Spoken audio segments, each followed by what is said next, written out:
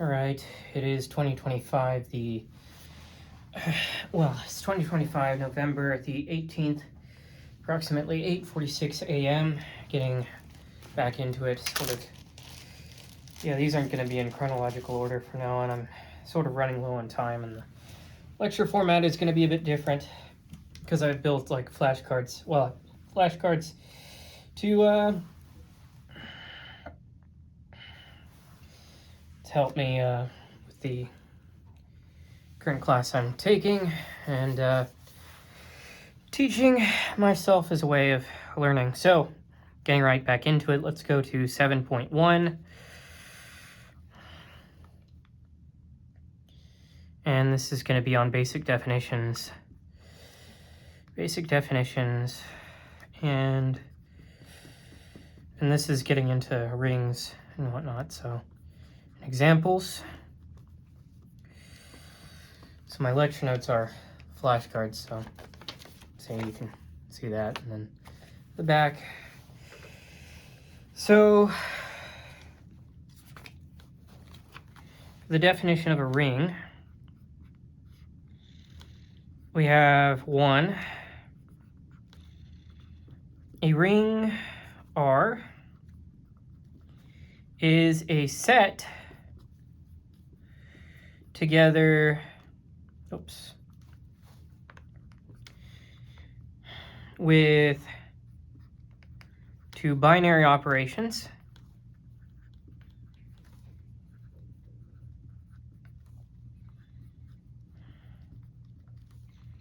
being addition and multiplication, so I'll put in quotations here.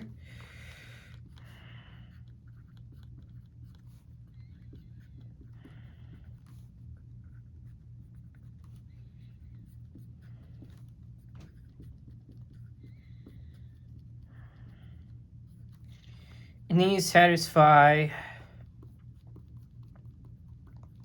one that this R under addition is an abelian group.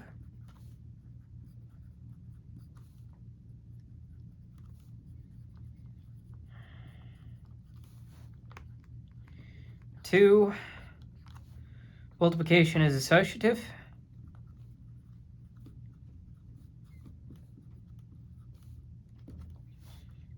That is to say, open parentheses A cross B, close parentheses cross C is equal to A cross open parentheses B cross C, close parentheses, for all A, B, C within R.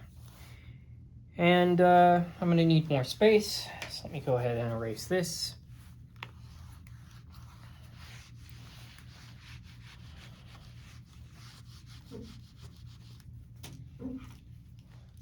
So,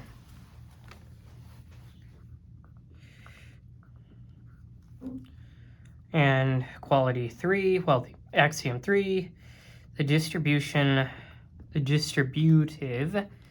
distributive laws hold in R. So, for all A, B, C contained within R, we have that open parentheses A plus B, close parentheses, cross C is equal to open parentheses A cross C, close parentheses, plus open parentheses B cross C, and A cross open parentheses B plus C, close parentheses, is equal to open parentheses A cross B, close parentheses, plus open parentheses A cross C, close parentheses. Now, there's more to be said on this definitional part of the chapter. And I guess definitive would kind of be a better adjective, but, or maybe not. That is 2, the ring R is commutative.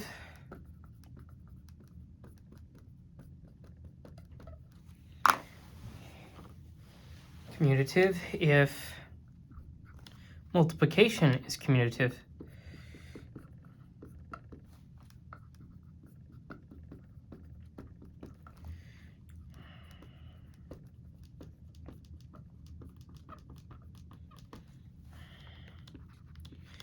And 3, the ring R is said to have an identity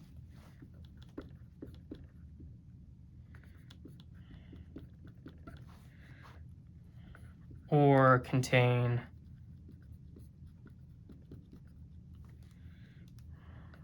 a 1, an identity element, if there is an element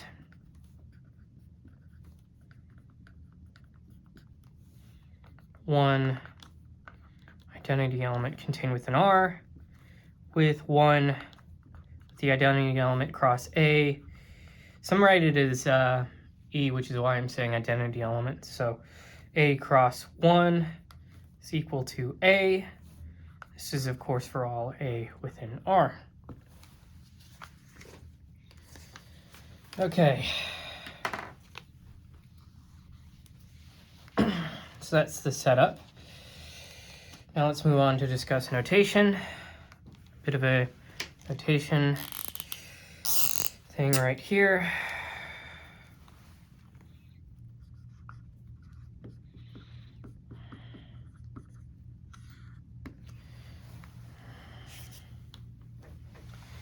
So we'll write simply AB rather than A cross B for AB within R. And the additive identity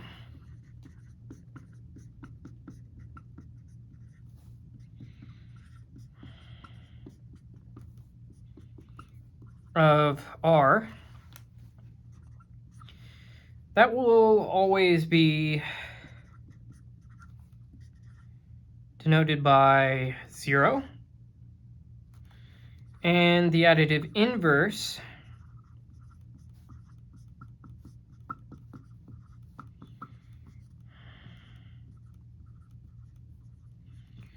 of ring element A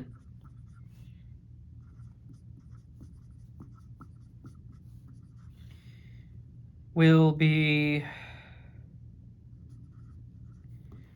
simply negative A. All right. Let's move on to some assertions here that the section makes.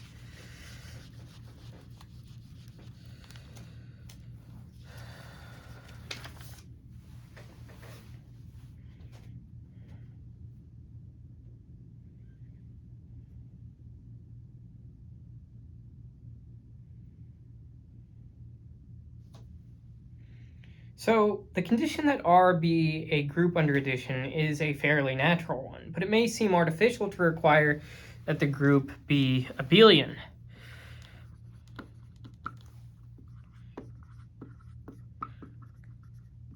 So one motivation for this is that if the ring has one, if the ring has an identity element, if the ring R has an identity element, then the commutativity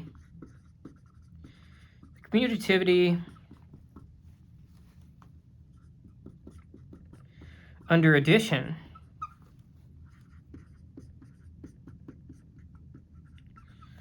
is forced by distributive laws.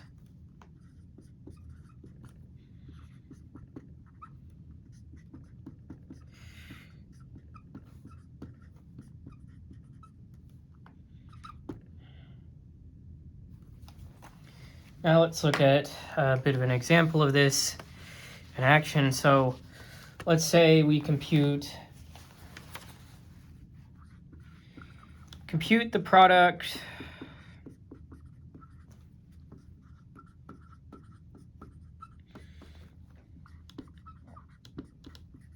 and 1 is just the identity element here.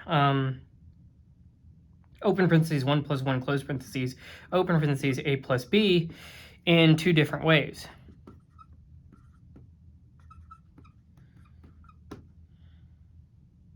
Using the distributive laws, but not assuming that addition is commutative. Well, one could obtain 1 open parentheses a plus b close parentheses plus 1 open parentheses a plus b, which is equal to 1a plus 1b plus 1a plus 1b, and you get a plus b plus a plus b. And here's a different way. Here's a different way. Open parentheses 1 plus 1, close parentheses a, plus open parentheses 1 plus 1, close parentheses b, is equal to 1a plus 1a plus 1b plus 1b, which gets you a plus b plus b. Now, since R is a group under addition,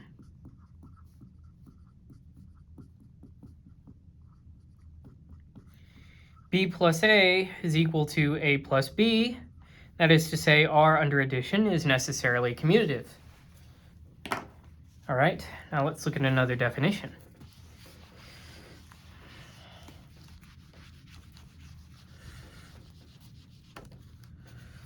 So,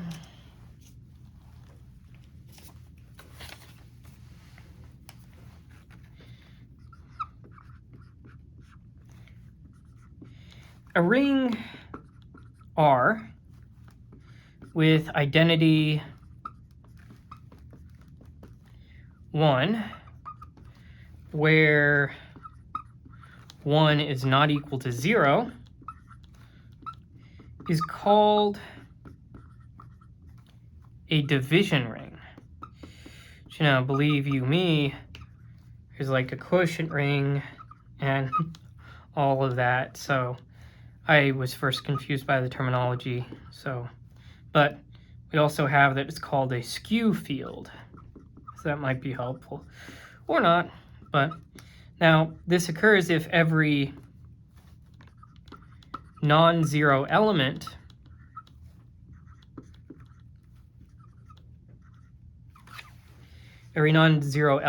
A within R has a multiplicative inverse.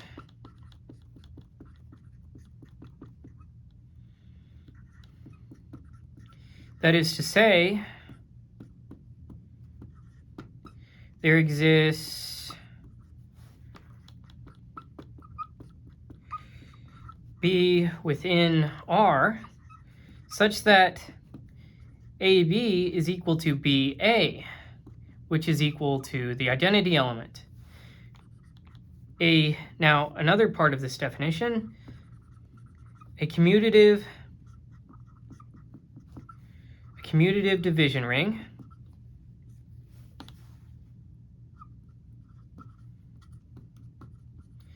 is called a field.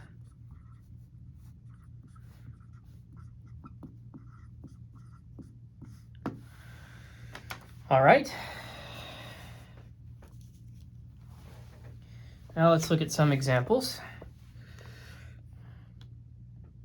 Some rings.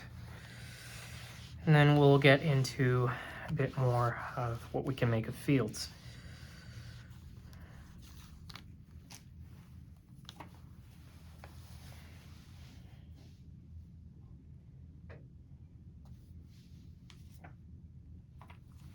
So one of the simplest examples of a ring is, in fact, the trivial ring.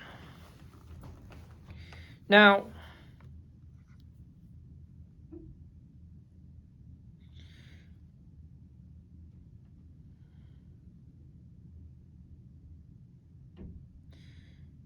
a trivial ring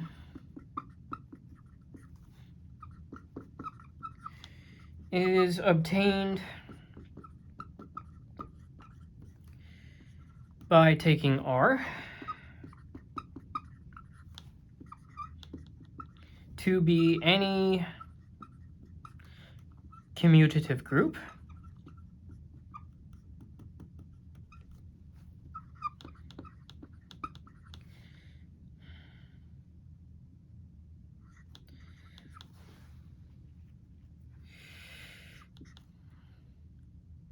with plus denoting the group operation here, and defining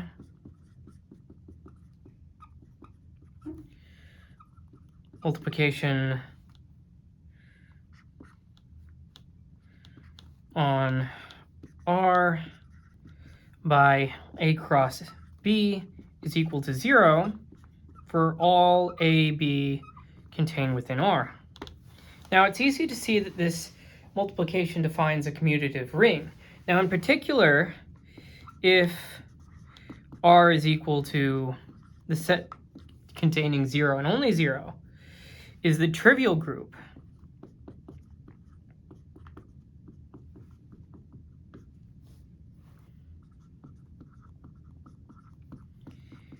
then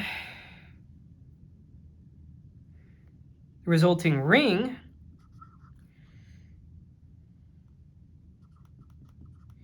is called the zero ring.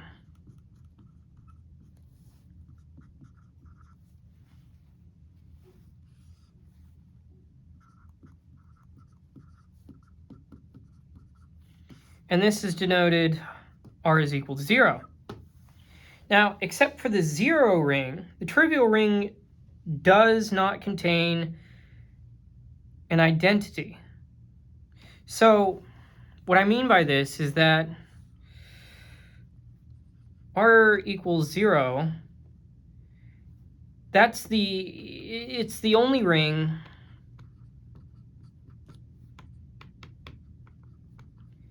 where 1 is equal to 0. Now, we'll often the text will often exclude this ring by imposing the condition that 1 does not equal 0, although trivial rings have two binary operations. Multiplication adds no new structure to the additive group, and the theory of rings gives no information which could not already be obtained from abelian group theory, as per the book. Now let's look at another example.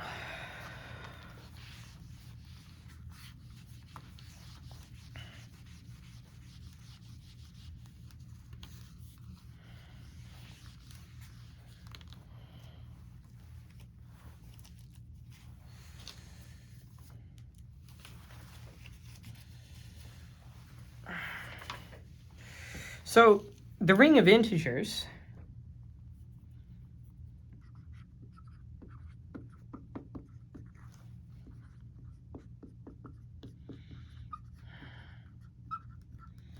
and this is just denoted by the integer symbol.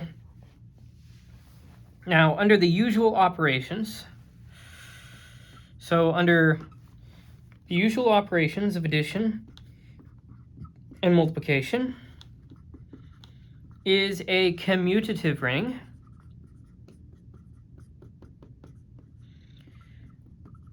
with identity.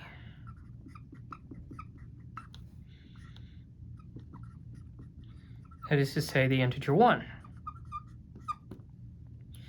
Now here, the ring axioms, as with the additive group axioms, follow basic axioms for the system of natural numbers.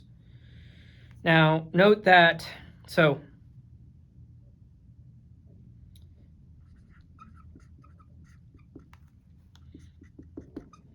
in regards to the ring axioms in the additive case, these are sort of inherited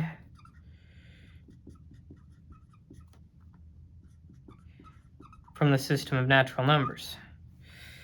Now, for the multiplicative side of things,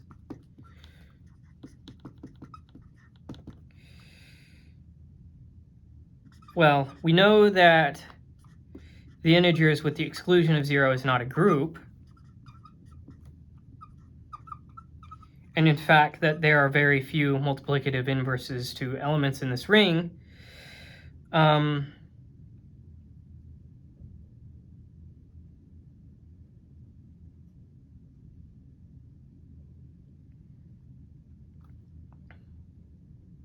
we have that multiplicatively this holds for the integers as a commutative ring. All right, now let's look at some more examples.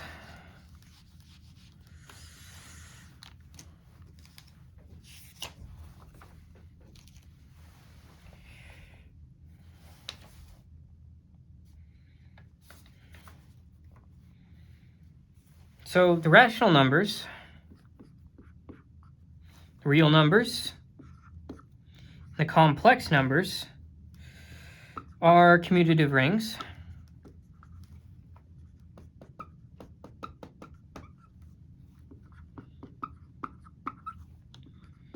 With identity.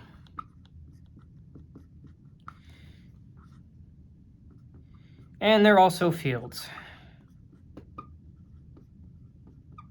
Now, the ring axioms of these follow ultimately from the ring axioms for the integers, which follow from the ring axioms on the natural numbers.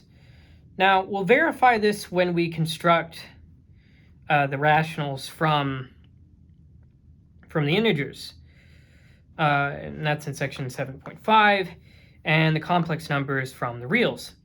Both of these constructions will be special cases of more general processes. So now the construction of the real numbers from the rationals and subsequent verification of the ring axioms is carried out in basic analysis texts. You know, it's sort of like, well, there's like this notion of density of like but I'm not going to get into it. Now let's look at another example here. Now the quotient group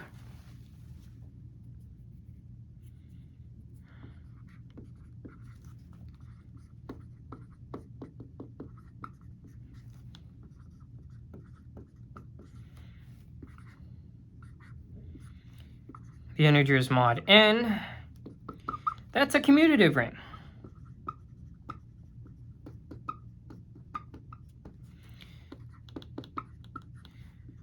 With identity, which, you know, a lot of people just assume that the rings have identities anyway, so.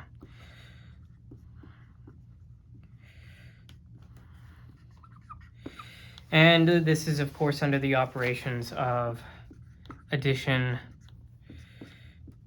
and multiplication of residue classes.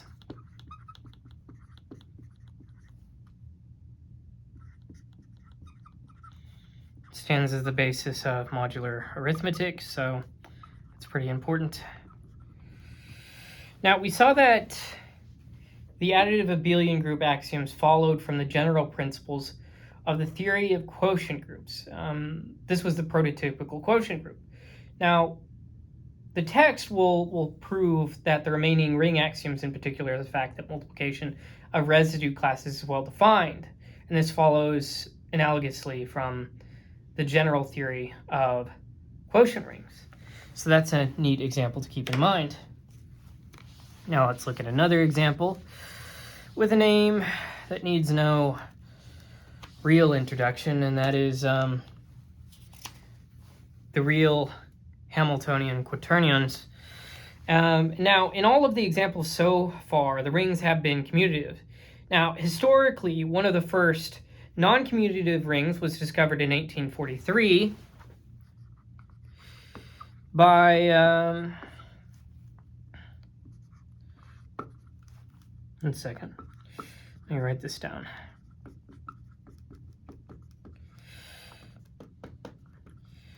By Sir William Rowan Hamilton, who lived from 1805 to 1859. Now, this ring, which is a division ring, was extremely influential in the subsequent development of mathematics, and it continues to play an important role in areas of mathematics and physics. Now, if we're so familiar, let me just erase this and then just bold this side. Now this is a collection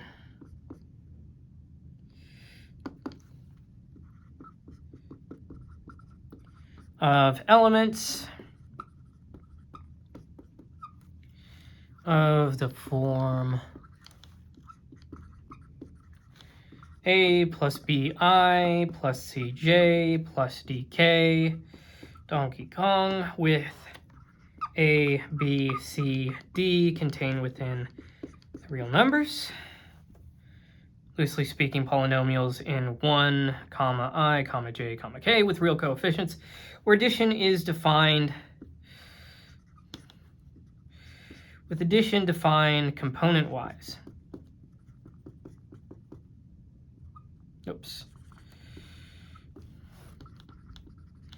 So this is to say,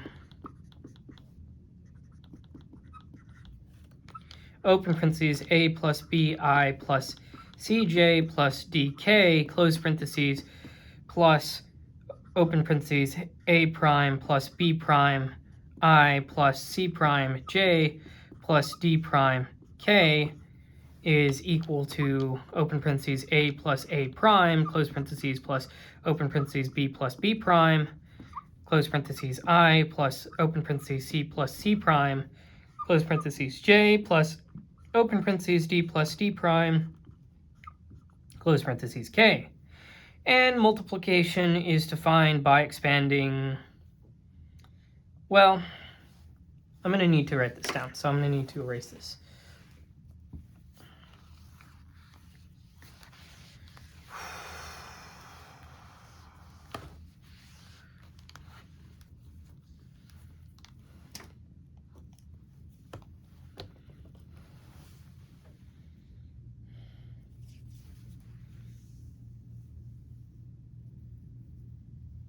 Well, multiplication is defined such that we have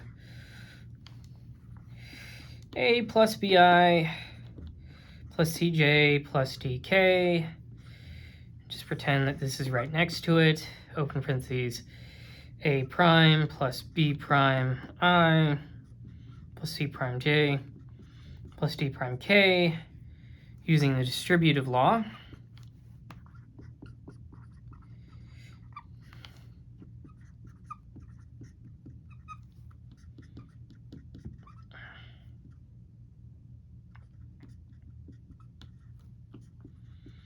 And simplifying,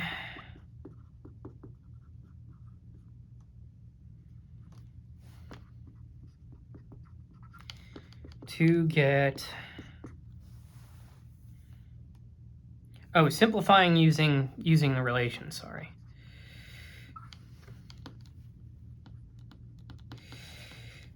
Usual relations, you've seen these before. So like I squared is equal to J squared, it's equal to K squared, that sort of thing, and on and on and on.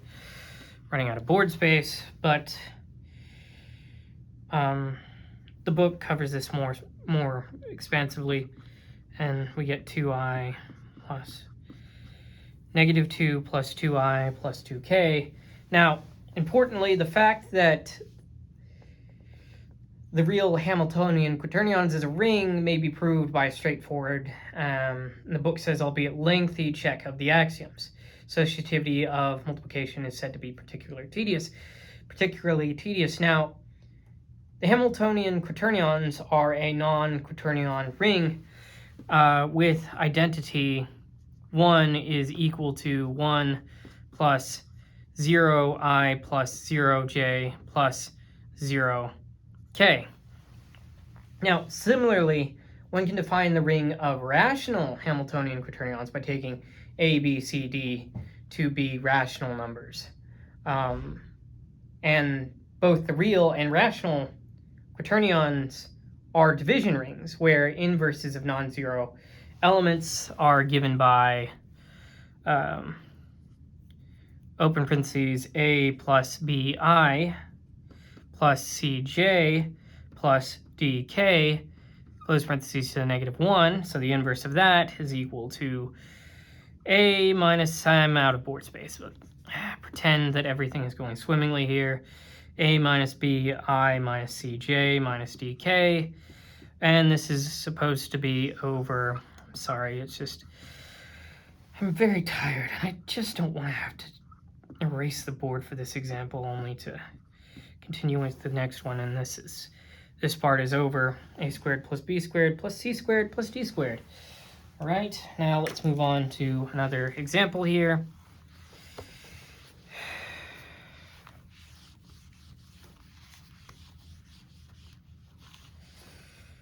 Oh, so tired. Okay. Now another example. Rings of functions. So one important class of rings is obtained by considering rings of functions.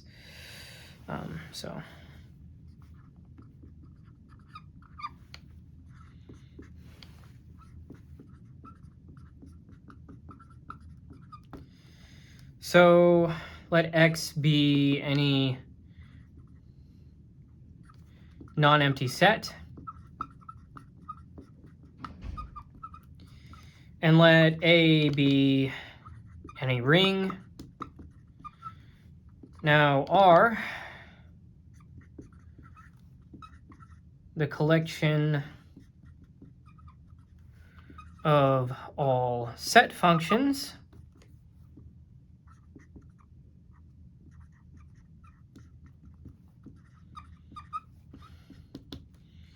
which map X to A is a ring under the usual definition of pointwise addition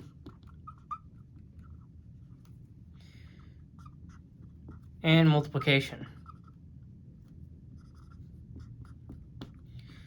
of functions. So open parentheses, f plus g of x is equal to f of x plus g of x, and f g of x is equal to f of x times g of x. Now each axiom of R follows directly from the corresponding axiom for A. The ring R is commutative if and only if A is commutative and R has a 1, an identity element if and only if A has a 1. So in which case the 1 of R is necessarily the constant function of 1 on X. Now if X and A have more structure, we may form other rings of functions which respect those structures. For instance, if A is the ring of real numbers and X is the closed interval from 0 to 1 in the real numbers, we may form the ring of all continuous functions from 0 to 1 to the real numbers. Now, here we need basic limit theorems to guarantee that sums and products of continuous functions are continuous. Now, this is a commutative ring with the identity element. Let's move on to the next example.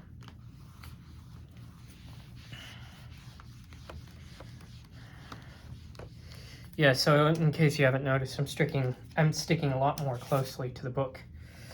But I think I'm going to call that it for now. Very, very, very, very, very, very, very, very tired. And it's about 44 minutes.